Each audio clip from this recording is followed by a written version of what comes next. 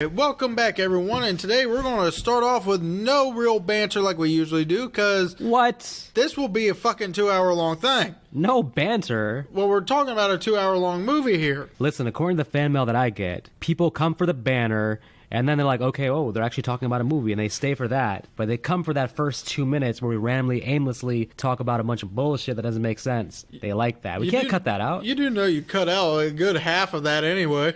We sometimes go into a completely different topic for 7 to 8 minutes, and that has to be trimmed down. Need I remind you of the M. Night Shyamalan rant that we both went on for Or better yet, the 10 Boy minutes. Meets World Love Fest. Oh my god, the amount of time we spent on The Last Airbender and Boy Meets World. That Especially was like Topanga. my childhood crush for sure. She was everyone's childhood crush. Seriously, name one person who is not a fan of Topanga. Whoever that person is should be thrown into a lava pit, and that's it. So Exactly. that's all I got to say about anybody who doesn't like Topanga. Anyway, so today we're talking about a nice, fun, foreign film for the first time and since we started this podcast. Wait a minute. We don't know if Tremors were from another planet or not. So, I mean, that was kind of foreign. So, right? But it was still made in America. Yeah, but it wasn't domestic. It was from Planet Xylon, so. Planet Xylon. You can't even remember where the damn predators are from. Oh, hell no. Oh, we're doing that again. We're again tying Tremors to Predator again. I mean, we can tie it to Alien, too, if you really want to. No. That's a podcast for another day. Exactly. That'll be Nick's conspiracy theory / movie hysteria / look at the UFO in the sky podcast. It literally looks like a giant-ass worm. Here we go again. You know what? You promised the audience we're not going to go off on a tangent about different random things. Here we're talking about Tremors connecting to Predators, connecting to aliens. Yeah, what a way to make me a fucking liar, man. Yeah, you did it to yourself, right? I want to talk about the movie. You mentioned it was a foreign movie. I was just saying that, is it really a foreign movie? It is definitely a foreign movie. For any viewers that may have some type of trepidation towards foreign movies, because yes, you do have to read, you have to do some work. You have to look at the subtitles, you have to read, you have to pay attention. It's not all Or you get flashy. the dub. Well, yeah, get the dub version, but hey, look, why not get the subtitles, read? Yeah, because you'll actually get what the damn words are saying. Like in this movie with Battle Royale. Yeah, you can't tell me the dub versions are accurate. Oh, hell no. There's some bullshit in those dub versions. I'm like, he didn't say that. That doesn't make sense. And of course, when you look at the subtitles, it is completely different phrasing. The subtitles are way more accurate, way more true to the film. You remember those dub Jackie Chan movies? Oh, gosh. Like, you could tell he was doing his own dubbing. He did his own dubbing, but he still had the broken English. So it was kind of like, wow, I don't think he said the right line there. Anyway, so we are watching, or I guess we've already watched. We are discussing. I've watched it. Have you watched it? Because, Well, considering the fact I'm the one who suggested it. well, you have 9 pages of notes, so I think you probably did watch it. I've seen this movie a good 10 plus times. And we're talking about Battle Royale. Battle Royale. It is a 2000 movie based on a book. Don't ask me the year of the book. It was 1999. Okay, well, there you go. Yeah, the book was a huge hit overseas, and then the movie came out, and the movie was extremely successful overseas. Yeah, in Japan it was one of the highest grossing movies of 2000, and then slowly but surely it made its way to, the United States and gained a huge cult following. I have the 2001 special edition. Because I was thinking I should buy this, and the Blu-ray was like $22, and I was like, nah. It might have been the DVD even that was $22. Either way, it was extremely expensive, and I was like, yeah, I'll just watch it on Amazon Prime. So you've seen it a bunch of times. Oh yeah, one of my first impressions of it was, what the hell am I watching? Like literally, it starts off with a bunch of Japanese text, which back then I did not like subtitles. I still don't. So I had no idea what it was saying until all of a sudden we just cut to a little girl being dragged out of looks like an island by a truck, and she starts smiling. Yeah. I'm like, yeah, I was lost at the beginning of the movie. Before we get in the movie, too, also, let me say that I had never seen it before until just this week. So this is my first viewing experience of it. So my thoughts are not in any way clouded by nostalgia here. I'm coming completely fresh, brand new movie for me. Yeah, I was confused at the beginning. I was like, huh? I had a general idea in my head what the movie was about. And even having not seen it, I had heard that it was kind of a ripoff of Hunger Games, or that Hunger Games was a ripoff of that. So I kind of knew what to expect, but I was confused at the beginning, didn't know what was going on. Shit just goes to hell very quickly in this movie. oh, very. Yeah. Now, so the first thing we should mention is that the reasoning behind this is actually a law that's going on. Once a year, a group of kids, or a classroom of kids, gets selected to be in a new law, pretty much, called the Battle Royale Act, otherwise known as the Millennium Educational Reform Act. This was because 800,000 students protested their schools due to a economy crash, which also left 15% of people unemployed, and like half of that is still ended up committing suicide in the process. Yeah, quite the legislation that was passed there, the Battle Royale Act or amendment or whatever it is. You know, you'd think the parents there would have some issues with that, but no, apparently not. Everybody's on board in this country. So, well, sort of, because to be honest, you actually find out that the parents think they're just on a class trip. They don't. The parents don't even. Half of their parents are actually dead. Half of them, the other half, don't care, and they all think that their kids are going on a class trip. They don't know exactly what the trip is. Well, those parents are in for quite the surprise, aren't they? Yeah, when none of their kids return. And the kids are randomly selected? Yes. Apparently, it's by a lottery. It's by lottery by class. So in this one, we never were told exactly what the class name was, but we get our group of kids on the school bus, and they get drugged. And these are 9th graders. Yes. So, which is a very interesting age because it's not so young like elementary or middle school, but it's 9th grade. I mean, that's freshman year. That's the beginning of high school. So you're definitely not a full-blown adult yet. It's kind of a nice in-between age where these kids are going to be, you know, intelligent enough to probably defend themselves and be capable, but they're not adults by any stretch. And this is the oldest you could do is probably 9th grade, to where you can still pass off as, like, kids. Anything older would be now we're into, like, you know, Friday 13th movie, like a slasher movie, a slasher teenagers. I mean, these still feel like kids almost, basically. I mean, we do kind of get a slasher-esque character in this movie. Holy shit, do we? But, man, I thought that, you know, I thought there was Jason Voorhees, Michael Myers, Freddy Krueger. I thought we had the big three, and now I got to take this mofo and throw him in that category. Yep, maybe. Kiriyama. You can't say that with a straight face. My man. Well, folks, also, let me just say this. I'm going to be terrible with names today, so I'm going to rely on Nick having seen it many times. I'm just going to describe what the character was. Oh, the big bad guy, or our two main protagonists, or that crazy girl that's killing everybody. So I'm just going to stay away from names. Speaking of main bad guy, this is where we get introduced to somewhat the situation when all the military personnel and then the teacher that was actually stabbed in the beginning by another student walks in. And this is our big bad named Kitano. Kitano, not to be confused with Kano from the Mortal Kombat movies, which I'm sure nobody's actually confusing that with. I was just thinking about Mortal Kombat for some reason. Sometimes that happens to the best of us. We just get random thoughts of, finish him in Mortal Kombat. And well, I'm getting a PS4, so that's why I think it's... Oh, okay. Yeah, it's come to my mind. I was like, Tekken or Mortal Kombat, which one should I buy? But regardless, yeah, so this guy was their 7th grade teacher. Mm-hmm. So they all recognize him. Oh, yeah. And that probably gives them a sense of comfort, because they're like, hey... and whatever this is, this can't be that bad because we have our 7th grade teacher Not particularly, because he did quit the day he was stabbed. And him getting stabbed causes him to have some kind of bitter grudge against school kids.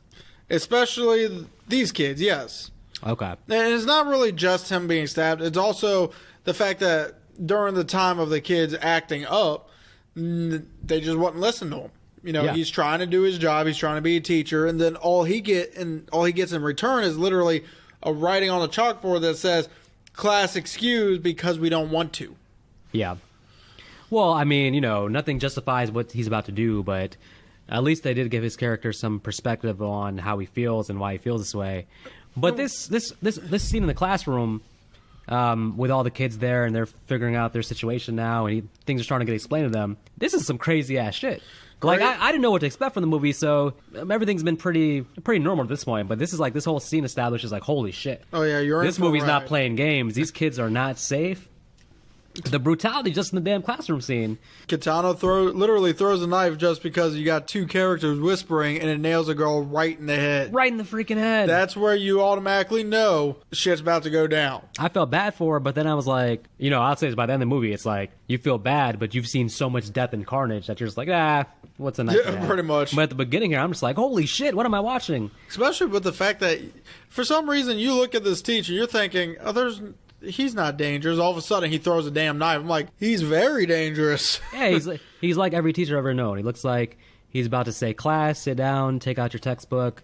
Where did we leave off yesterday? He seems pretty laid back and chill. And then he starts killing mofos. And he even makes the joke, with all the military guys laughing. He's like, I don't think I'm supposed to kill any of these ones, am I? And we get this, I love the instructional video.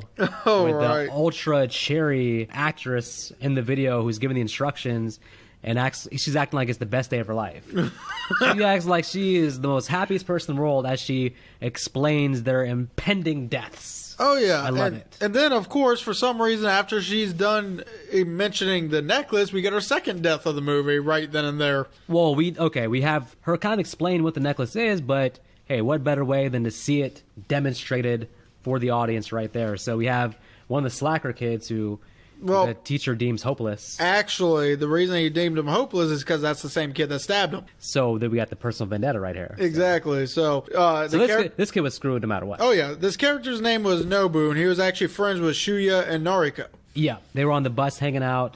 They took the damn picture. But Nobu is gonna have no luck. Nobu's now going to have no throat. No head. Because they explode the damn necklace, and it's kind of... And they show it. Show it, and it's also kind of... This movie is not an off-screen death type of movie. And it's also one of those scenes where it's kind of heart-wrenching if you just to know the character somewhat, because you see that all the other kids have abandoned them. Even Shuya, the main character, pretty much abandons them too, because he doesn't go running for him. He just stands back, and he actually keeps walking away when Nobu try to get close. Well, in that moment, even if it's a close friend, realistically, if you're expecting his head to blow up, I mean, how close do you want to be to him? It's like, hey, man, I can grab you. I can try to get the thing off your neck, but I don't want to get your head, like, spilling on me when it blows up. So they made the right move. So. Oh, yeah. And then, so we pretty much now get another fun scene, which is all the characters getting their bags. I did feel this kind of took a long time. As they introduced number thing, blah, blah, blah, going through all the characters and them grabbing the bag. I did feel like that kind of dragged out a little bit. And then important to note, though, you get a sense from, you got the two transfer students. Oh, yeah. You get a sense that they've either done it before, or they know what they're doing, or they just want to kill somebody. I tried to, from the very beginning, I was trying to figure out them, because I was like, okay, they're not part of the group. And one of them just seems like a badass when he gets his bag. He's like, I want the other bag. Right. He goes, that's my bag. That's my bag. And the military's not like, blow off his head. They're like, hey, whatever you want, kid. Like, they're scared of that dude. In hindsight, I think that dude might probably bust the military's ass. Oh, hell, what's even funnier is Kitano's probably the only one that's not jumping out of his skin. He's just like, you probably noticed it by now, but these two are dangerous. And I'm just like, you think? So, whoever's listening probably seen the movie, but just to establish, basically, the rules established were that all these kids are going to be on this, deserted, abandoned island, and they have 3 days to kill each other, and if anybody's left alive, well, the one person left alive, then they win the game. Mm-hmm. But anybody else left alive, the little things on their neck explodes and kills everybody. Yeah, so it seems like a no-win situation, unless you happen to be the last survivor. What do you think about the idea that, so they have each character going into the island one by one, right?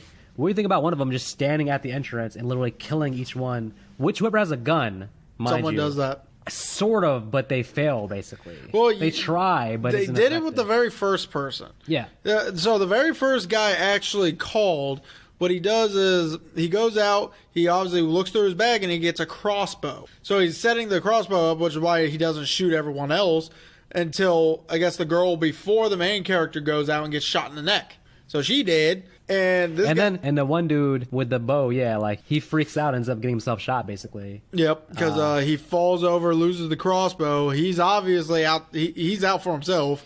So that guy sucked in his execution, but he had the right idea, which is like, hey, why wouldn't I just hide out somewhere as they come out one by one and get them all? Because just at that point, if you're one of those kids, you got to start strategizing. As soon as you get out, you can't trust nobody. You got to strategize. So I thought the scene, it took a long time for them to get the bags and all that. And, of course, it's explained also that in these bags, each character is getting a weapon. And they're like, hey, well, some of y'all will get good weapons, some of y'all will get bullshit weapons. And by my count in the damn movie, half of them will get guns and half of them will get bullshit. And well, I mean some real bullshit. Some real bullshit. You couldn't defend yourself from a turtle with some of these weapons. But obviously, as you brought up, half gets guns, but each gun is still, in a sense, different. Yeah, some of them have assault rifles. Some have assault rifles. One had a handgun. One had a shotgun. Like I said, every gun was actually different. Then you had those that had more melee weapons. You got an axe, a nunchuck, swords. Yeah, some of them had some damn Jason Voorhees type weapons. Oh, yeah. One had a machete. Holy shit. And then we get some fucked up weapons, like a potlet. Yeah. Potlet. I think one girl had a megaphone. And I was wondering, like, too, because each character had a design bag for them. So was there thought, like, into, like, okay, give this person that, give this person that? Probably not. I get the feeling it was just completely random. Okay. Yeah, so some characters have guns, some characters have nothing. Oh, hell, Kiriyama, he had a damn folding fan. Yes. The reason he got all the guns is because he gets surrounded by 5 different people, and then when one guy gets uppity and get right in his face, he takes it and shoots them all. That's again when I was like, okay, this is gonna be a lot of death scenes. I can see that these kids aren't playing, but that established that this dude is like the badass. Oh yeah. When I say badass, I mean really the main villainish. So. And then you also got, characters that don't even want to be part of it. They throw themselves off a cliff or hang themselves. I thought it was a little bit early to kill yourself. Later in the movie, when all hope seems lost, kill yourself, yeah. But to give up on the first day out of 3 days, I'd be like, hold up, maybe this is some elaborate practical joke, and some helicopter's going to come save us. To kill yourself on the first day, I thought they jumped the gun. I thought they jumped the cliff. Fuck yourself. Literally and metaphorically, they jumped the cliff there. You didn't think that was too soon? They killed us on the first day. The first thing they did was like, okay, we're not doing this. Kill ourselves. So and the guy didn't want to do it. He just liked the girl, and the girl was like, no, this is the right move. On the way down, he was probably like, I can't believe I let this fucking girl come. Yeah, me to pretty kill myself. much. Well, and then we get to meet another character, Mitsuko, or as you probably know her as Crazy Bitch. Man, I'll tell you what, she is femme fatale. Yeah, man, she got to be the most vicious woman I've ever seen on film. Hell, very first scene, you see her, interacting with someone is Noriko's friend Megumi, and she comes in innocently. Yeah, she's just acting all nice.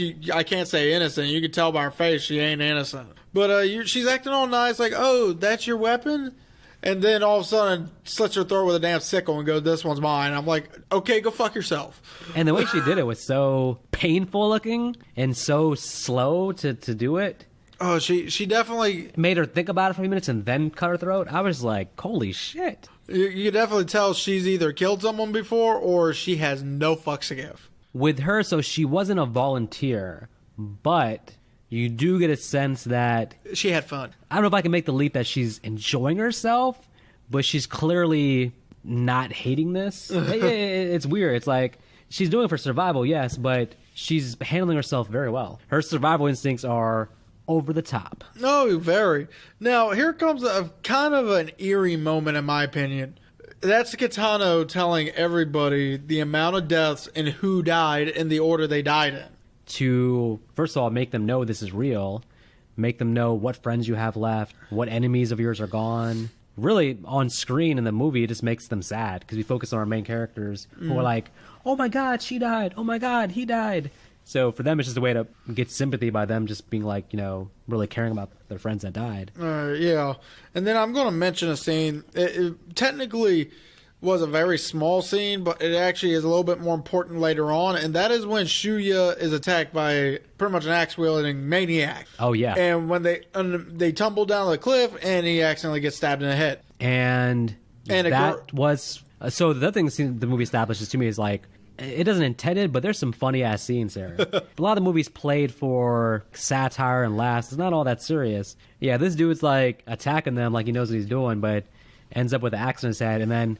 what's-his-face is like asking the girl, he's like, did I kill him? Did I kill him? You saw it? And she's like, no, it was an accident. He's like, oof. And you also pretty much get a witness to this accidental kill, which again will become in handy later. But then they get attacked by another guy. Some random geeky-looking dude. Yeah, some math guy who's talking about math, and they were saved by the other badass, Kawada. And the geeky dude had a gun too, right? Yep. That's what I'm saying. All these mofos have guns.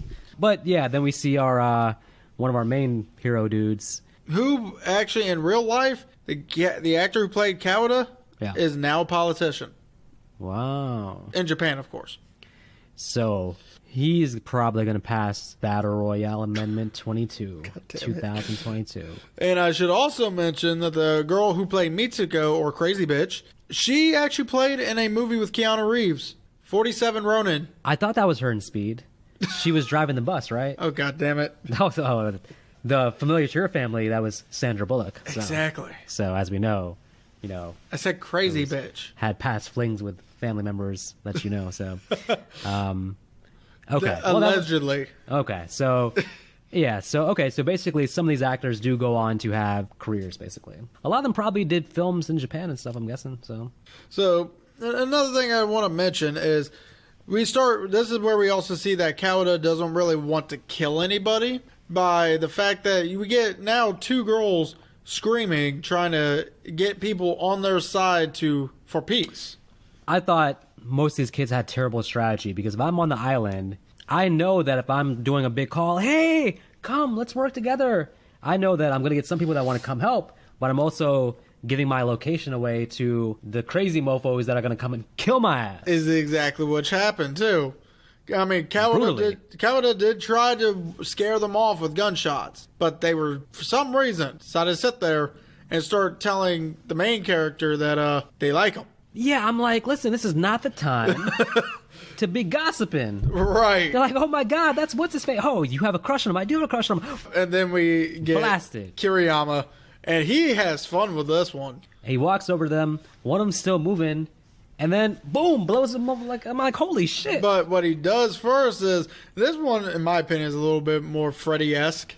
Because what he does is he picks up the megaphone, blows into it, and then puts it right up to her and shoots her. So that way her death cowls just goes all over the place throughout the island. Look, Freddy would watch that and be like, man, that's so mean. He'd probably have fun with it. Freddy'd be like, yo, I'm not messing with this dude. Jason would like be walking his direction and like slowly turn around and walk in the other direction. He'd be like, I'm at the wrong lake. I'm sorry.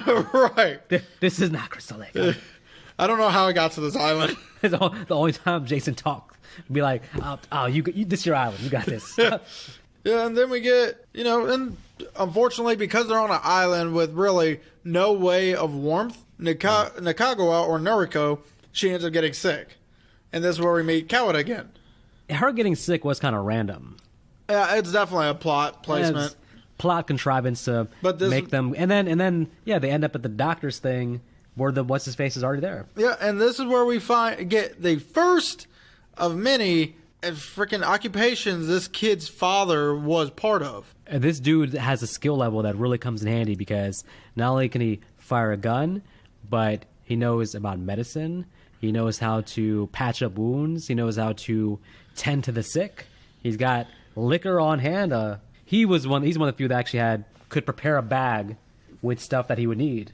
And then this is, I guess I should mention this because it's kind of central. Not really central, but it's a side plot. There seems to be 3 characters that is trying to figure out the thing with the necklace. How to disarm the necklace so they can get out of it and everyone survive. Yeah, so it's so funny. Like, we cut to the military showing their screens. They have, basically, they're able to track everybody, see everybody's number, track everything. And they're also deciding certain places are danger zones. Mm-hmm. So these 3 characters, they found some warehouse or something, right? Right. And they basically just set up shop. With a working computer. They set up shop. They're clearly, like, doing crazy shit. And, like, the military dudes, like, I'm like, do you guys notice these guys, like, are staying in one spot the entire time, obviously doing shit? Right. Like, they give them the whole 3 days, basically, just to, like, sit there and figure out how to beat this shit. And to be honest, the one dude is on the laptop, and, like, this is the year 2000. This dude's typing away like he has the newest Mac. Oh, right. The newest Mac Apple book. At best, you got Windows XP, all right? Like... He's sitting there breaking into the government database, and I'm like, "Aren't you a basketball player?" they didn't show you in programming class. They showed you playing basketball. All are basketball players. Well, basketball players / computer geniuses. This kid is, and then his dad is MacGyver or some kind of super astronaut tech person who built bombs and stuff. But anyways, we'll get to that later. Well, here's another fun tidbit for you. Now we get to find out Caledon's backstory. Oh, yeah. After he cooks and says his dad is now gone from doctor to chef, we now learn that Caledon is actually 3 years older than these characters because he's already been through this once. He's 3 years older, or he continues to fail the 9th grade. Oh, God damn Then it. it held back. He can't get past algebra. He just can't do it. So he keeps qualifying for this damn Battle Royale because he can't get out the 9th grade. And if he just passed algebra, he wouldn't have to deal with this shit. What is with Damn you. You failed algebra as a kid, didn't you? Listen, they say it's easy. They say it's just like triangles and squares. That's all it is. There's a lot going on there, man. A lot going on there, right? UFOs, aliens. Oh my gosh, when did I... Conspiracy theories, all right? Okay, can someone please, on YouTube, when he puts this up on YouTube, in the comments, please explain when the hell I became the straight man out of our duo? I don't know. I figured since you picked the movie this week, I would just go off the cliff like those two dumb characters at the beginning. So, one death we didn't talk about, crazy girl comes back from something and finds some girl waiting for her, remember? And Oh yeah, here I have it written down as Mitsuko versus Hirona. And I hear it was pretty deadly. And so she has the advantage, you think, but then crazy gonna be crazy and take over the situation. Well, what she does, so the reason you think that is because Hirona actually has the gun. She has the gun trained right at her. And she doesn't know that Mitsuko has the taser in her back pocket that Megumi had. Instead, all she sees is a sickle. So, of course, disarms the damn sickle, still has the gun, but she gets close to Mitsuko again. Well, she did the classic villain thing where she has the person cornered, but decides to go into some crazy ranting monologue explanation when you could just be killing her. Right, but instead... Kill her! But instead, Mitsuko gets the better hand of a damn taser. And then picks up the gun and shoots her in the face. Yeah, well... There's actually kind of a reason I didn't talk about that, because, to be honest, what did we learn there? Mitsuko apparently is a pimp. Yeah, you know, it's funny because there's so many deaths that have to take place in the story, and I'm sure the director had to choose, like, pick and choose, like, okay, how much do we need to show this death versus, like, some deaths are off screen, we cut to some deaths. But some deaths, if they're not advancing the plot, or if it's just kind of random, it's like, do we need to waste time with this? So... it's interesting as they go along, like how they, to credit them, they show most of the deaths, though. Oh, yeah. But here's the one that was technically cut away. And that was Kiriyama and the Bulletproof Vest guy. Oh, yeah. So Kiriyama's chasing down the Bulletproof Vest guy, shooting him.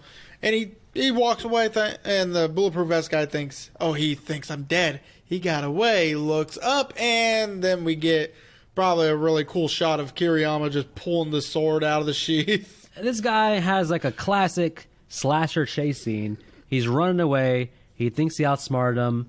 He's in the home stretch, but then he looks up and sees this dude standing above him with a sword or whatever. And instead of running away, he's like, ah! He stands there in slow motion for 7 minutes and screams as the damn blade comes down and cuts him to pieces. Oh yeah, like I said, That guy was an idiot. Like I said, Kiriyama, if anyone classifies this as a horror, he's the reason why. Oh, absolutely. Because he teleported.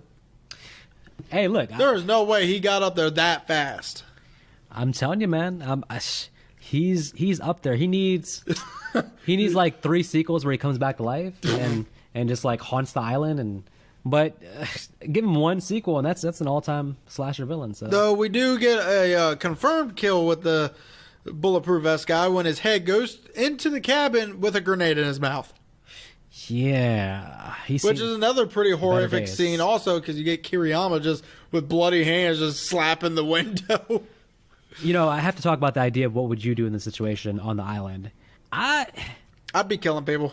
Yeah, I don't think I would buddy up. I wouldn't necessarily be on the offense like you. I would go... the best you could do is what the 3 guys are doing. They're actually trying to figure out a way to get rid of the thing on their neck, create a bomb.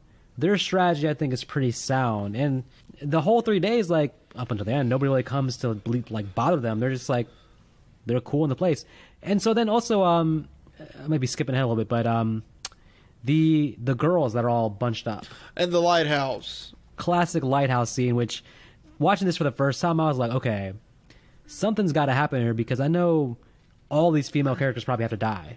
Oh, they do. But they're like, they were like super comfortable, like cooking food and acting like basically they were on a vacation. Best friends till the end, apparently, all of them. But then you start to see the cracks in the friendship. The crack happened because Yuko was still afraid of Shuya. Remember, Yuko just witnessed Shuya kill somebody with an axe to the head. So you actually progressed this nicely. But yeah, she just witnessed Shuya put an axe to a kid's head accidentally, but still happened. So she's afraid of him. So she tries to poison his spaghetti. Yeah, and another girl grabs it. I didn't like this because she grabs it, right? Now, these are her friends. She has a moment there where she can warn her, but she's just like, don't.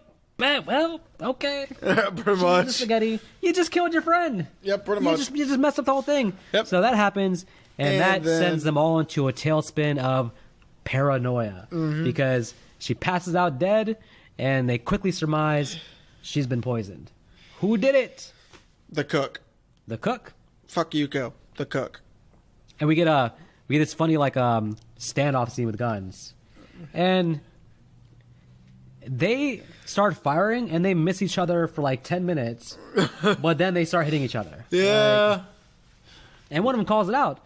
The last one calls out. She's like, "We're so stupid. We could have made it at least till the end." And it's true. Yes, just you had a perfect. The lighthouse is so perfect because you're on higher ground and you can see who is coming. Think about that. From a hiding spot perspective, you can stand on the top of the lighthouse with whatever weapon you have, and you can see anybody coming towards you. And if you have a gun, you can snipe them. Oh, hell it's yeah. the perfect situation. If I was the main characters, even what's his face, I would have been like, let's buckle down at the top of the lighthouse. The one girl then decides to throw herself off the lighthouse. Yeah. I know you feel guilty, but look, hey, she felt very guilty. No point in crying over spilled milk. You killed all your friends. Doesn't mean you got to throw yourself on a. By the way, if you're gonna do that, right? I can understand. I'm throwing myself down off the lighthouse to the ground, right? She jumped onto like scattered rocks. Yep. Holy shit. Yeah, she wanted to die. No, but can you imagine you see flat ground and you see them big ass rock, you jump onto the rocks. Well, you know for a fact the rocks are gonna kill you. Oh man. There is still a possibility you can survive from falling on flat ground. Believe it or not. Yeah, true. But I can't imagine. I would still be, even as a coach, I'm like, ooh, them rocks are sharp. I don't want to land on that. Well, they'll definitely help. I'm going to die either way, but I don't want to land on the rocks, though. I thought that was overkill. And then, did your subtitles, my subtitles was like, as a dude stands on top of the light tower, sees her body, he's like, I don't know what this means. Exactly. Yeah, mine did do that, too. It's like, huh? I don't know what any of this means. Is he having a deep philosophical moment? Or what is that? Well, what it means is... No, what it meant means was... you got the light tower to yourself. No, what it means is... Yourself. Yuko couldn't fly. She couldn't fly. No, she couldn't. She thought she could. And it means she makes a mean bowl of spaghetti. So. And it also means she listened to that one song way too much. A fun way for him to die, if they were going to kill him off, was he wanders back in the kitchen, and he's depressed. He's like, ooh, spaghetti. He starts just chowing off on the spaghetti. Nope, he completely leaves the spaghetti alone. And then we go back to Nariko having some weird-ass dream that we will now not talk about. Anyway. By the way, one thing we didn't really talk about, I know we talked about his background as far as having been in the thing before. But we didn't talk about his girlfriend that he was with before. Oh, yeah. And his whole mission in life now is to find out what that last smile meant. Well, the last smile meant she's happy that he got to live and not her. I thought it was pretty obvious, but he's like, I have to spend the rest of my days figuring this puzzle that can't be figured out. I'm like, what? You just told the story once. I already get it. Oh, right. Hell, Noriko got it too because she told him exactly what it meant. That whole thing was kind of fuzzy though, because they're boyfriend and girlfriend, but they start shooting each other. Well, she probably did it because she wanted him to live. Notice how it wasn't a kill shot though. She could have easily just shot him straight through the heart while hugging him. That's how I took it too, because basically their thing started going, so they're both about to die. So she's like, okay, I have to sacrifice myself so that he can live. Right. So still, he shoots her. Well, he kills her. Well, most likely after everything that happened, the minute he felt the shot, he probably just went straight into defensive mode and just straight up started shooting back. I don't think that happens with the love of your life that you get defensive. It does this time. I think his survival instinct kicked in, because the thing is, like, look, I grew up on Romeo and Juliet. The cursed lovers, they vow to die together, and they die together. You both your heads blow off at the same time. Fuck you. He was like, nope. But then afterwards, he's like, I got to spend the rest of my days for this. I was like, you're not too bright. Kokomo, whatever your face is, whatever your name is. Kokomo? What is he, a fucking Pokemon now? We're talking about Yu-Gi-Oh! I choose you, Kokomo. Talking about Yu-Gi-Oh! And Pokemon. It sounds like Pokemon. God damn it. Yeah, so, but they gave him a deep backstory there, but I was just like, come on, man. You could figure... Think about this for 2 seconds, you could figure out the small thing, right? Well, I will say this. So now we get to learn a little bit more about Kitano and the fact that he actually has a wife and daughter. Yeah. But he's estranged from both of them, obviously, and his daughter wants nothing to do with him.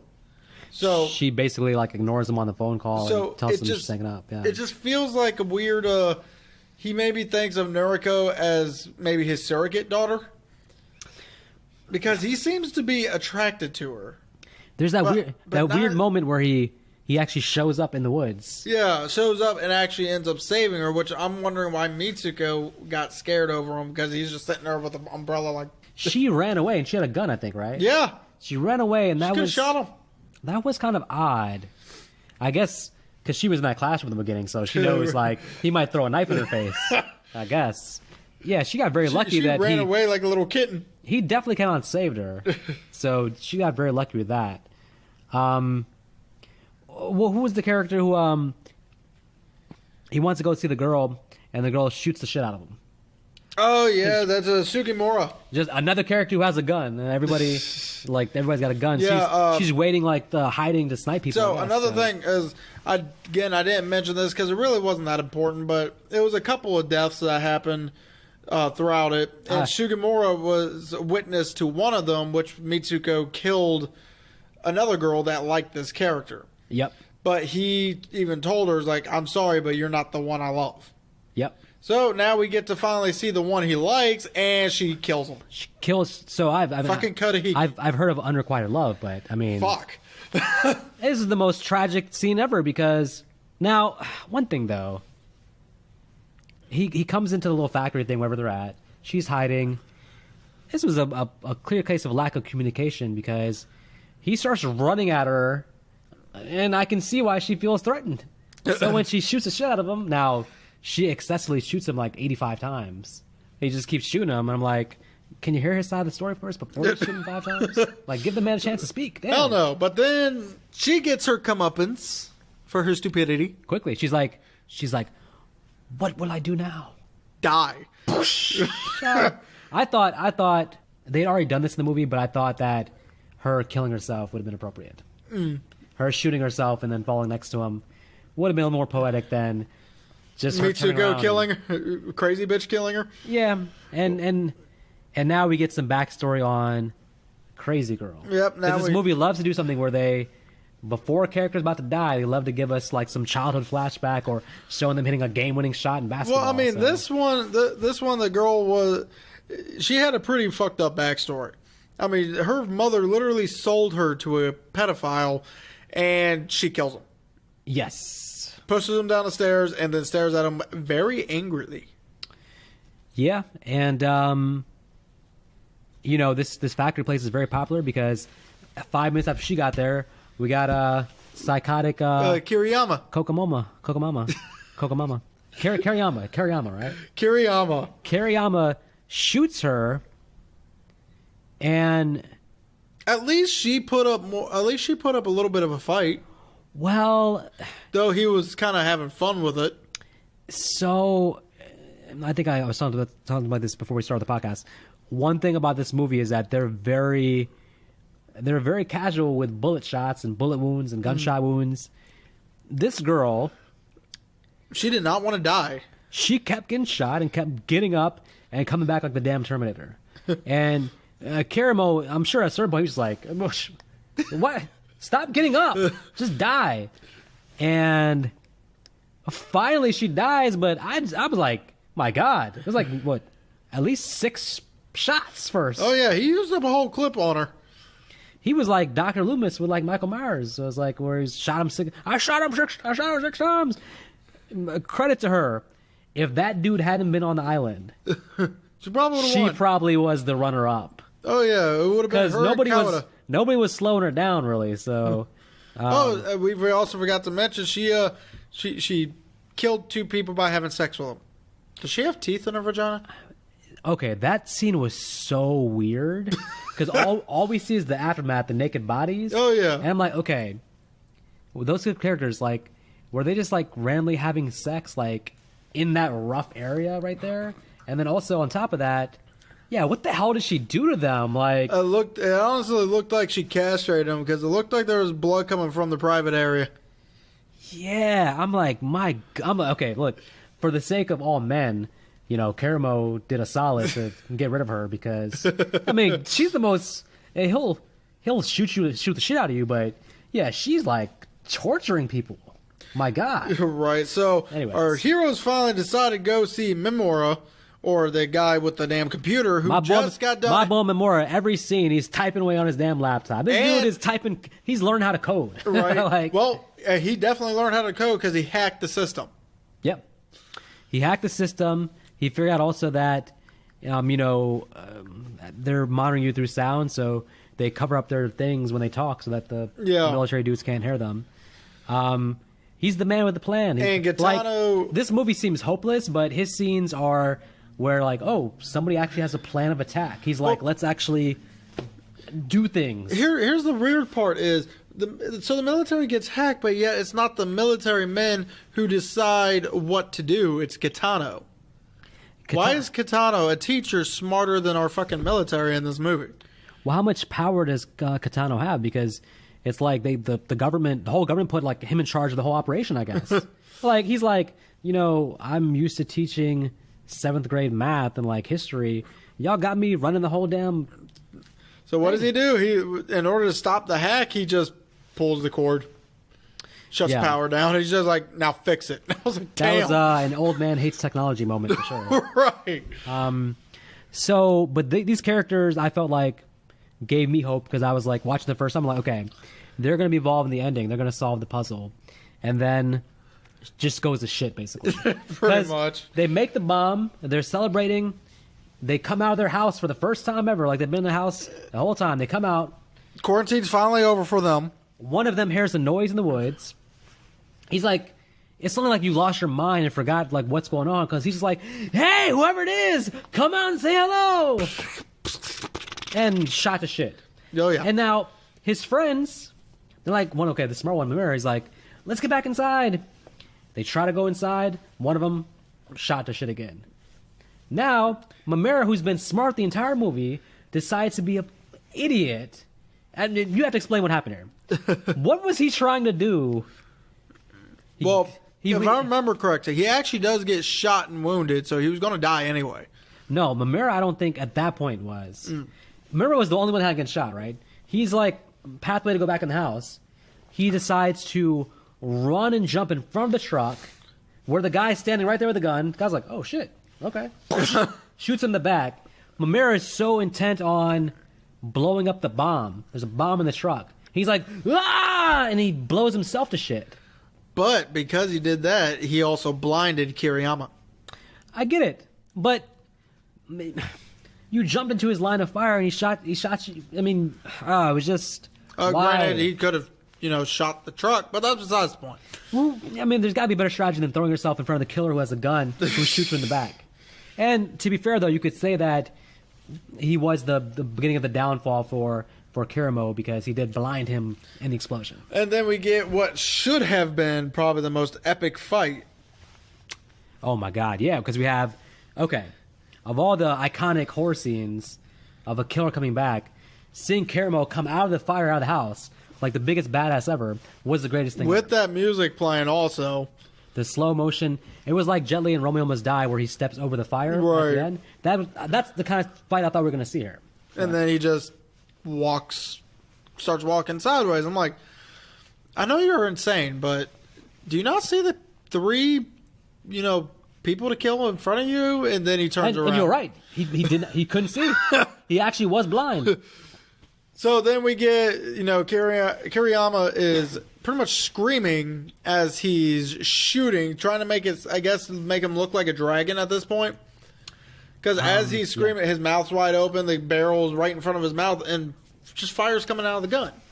Yeah. And he misses every shot. It was hard, maybe because of the flames, it was hard to actually see what was happening in the scene. So pretty much... you saw them firing back and forth, but it wasn't really shot that well because the lighting and the flames were kind of like making it unclear what the hell was happening. Right, up until the point where Caledon finally gets up and shoots him twice. Once in the leg, once right in the neck. Yep. And the one in the neck blows his damn head off. Oh, yes. What was that? I thought did he shoot the collar? Probably. That made it? Okay. Yeah. That couldn't have been just the bullet. That was actually him messing up the thing on his neck and making his head explode. And also, he was using a shotgun. Shotguns do a good amount of damage. Yeah, and that was a quick end for our villain. Right. I was expecting a lot more struggle there. For some reason, I was honestly expecting like a one-on-one almost, because it's Japan. I was thinking karate fight. And we just get probably something a little bit more realistic, to be honest with you. It just, some of the tension in the movie actually leaves when that character dies. Oh, yeah. Because you kind of feel like, things are going to be okay. So... things are going to be okay, except for what did you think actually happened? Oh, they got me on this damn twist. So we get our three main characters, three heroes now, stumbling along to some place at the end of the thing where the dude has said, I know how to get off the island, basically. And then he reveals, this is all a facade, and I'm going to kill you now. I fooled you all. There was no girlfriend who I shot, basically. It was all bullshit. And you hear that, the military hears that, and they buy it. And they say, game over. Game over. It's over. And I thought the movie was over. I was like, oh shit, he turned on him. He's a survivor. He killed him. So, well, you thought it was over, and then all of a sudden the movie just kept going. Kept going. And then I was like, oh, there's got to be maybe a twist coming here then. Because why would he sent the military home. They got lucky because, maybe a better operation says, let's go check out the bodies and make sure the winner is the winner. But the military's like, okay, hey. McDonald's on the way home. Who's stopping? Let's go. Right. Wait, let's get some wings. And wings. Then we get the twist, though. Shuya and Noriko actually survived because it was actually all along Caledon that one knew how to stop the freaking necklaces, but apparently Katana also blames him for the actual hack. Yeah. The scene was a little bit confusing. He blames him for the hack. He tells him, "Oh, you were the one, not Mirama." Memora. Well, basically threatens to shoot him, but then our backup comes, which is Shuya and Noriko. Yeah, they come storming in to save the day, and that's when things get kind of weird because very that kinda. Katano reveals that weird picture he has of which is dead bodies, dead kids, and what's her face in the middle, just happily, cheerily. Yep, he was rooting for Noriko this whole time, which makes me wonder because he doesn't really give off that I want to have sex with this 15-year-old girl vibe. He has more of the surrogate daughter, father figure vibe. Yes, you would think so, but then again, then he's like, okay, now I'm gonna kill. He makes it look like he's gonna kill her, but he has a water gun, and this is where this movie starts to get kind of ridiculous because he starts getting shot a lot. And he actually fires back with the water gun. At that point, why are you firing back with the water gun? It's like, oh, you're shooting me. Take this liquid. Yeah. Well, probably because that was liquid acid. I mean, I don't know. No, probably just to show that he wasn't actually going to kill them. Okay. But I guess this is the part where it actually gets really weird. So, Katano, I think, is immortal. He's been shot 5 times. 500 times. He's pretty much on the ground dead. But his damn phone rings.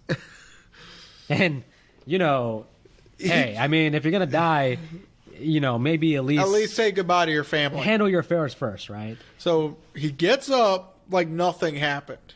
He was just like, oh, God damn it, I thought I turned that thing off. He says nothing to our main characters, just walks to the couch where his phone is and answers the phone. Again, as if he has no pain. No pain. As a matter of fact, he's having a casual conversation on the phone for a good 30 seconds. Before then screaming at his daughter. Yeah, and finally he's like, okay, well, maybe I'm about to die, so. But not before one last cookie. Oh, right. He eats that last cookie, and then like, he just damn gives good the cookie. most exaggerated death. He's like, those are them damn good cookies. And immediately dies. You gotta love when someone's talking, they just immediately say something funny and just pass out dead. Right. That's the way to go out, I guess. But that definitely took the seriousness out of the movie and put us back into campy B-movie schlock, I would say. Well, then we kind of get a little bit more serious when Caledon finally dies because of all the wounds he sustained in this. But not before finally figuring out what that damn smile meant. Even though Noriko told him exactly what it meant. And it was exactly what the hell we said about an hour ago. She was happy for you. But actually, no, he came up with some weird thought of, I'm glad I had one true friend. That's not what she was thinking. Get out of here. No, she was thinking, I'm happy you survived. Now stay surviving. How much you want to bet she's kicking his ass for dying? Yeah, he died with like basically a generic fortune cookie. What he said was in 5,000 different fortune cookies that I've read as I've ate Chinese food. Yep, and then our movie finally ends with Shuya and Noriko now being wanted for murder. They're going to be living a life on the run. Fugitives. Until you get to the second one and find out Noriko went to America. You know where they should go to hide? Nobody will ever find them in Nilbog. God damn it. I mean, look, if you think about a good hiding spot for them to go to, why not Nilbog? Can you think of a better place? Because they will definitely die. No, I mean, they can... Listen. They will become green goo. If that little kid can handle himself, then they can handle himself in Nilbog, right? They did nothing, believe it or not. Caledon did everything. Look, after surviving Battle Royale, you don't think they can survive the goblins? Believe it or not, Shuya still does nothing in the second Battle Royale movie. Listen, all I'm just saying, man, someone out there, fan fiction, Troll 3, Battle Royale. Oh, God damn it. I mean, come on, man. Let's throw out some good ideas here. No one listen to this fool, please. So, but yeah, they're basically now, they even mentioned that she says goodbye to her parents while they're sleeping.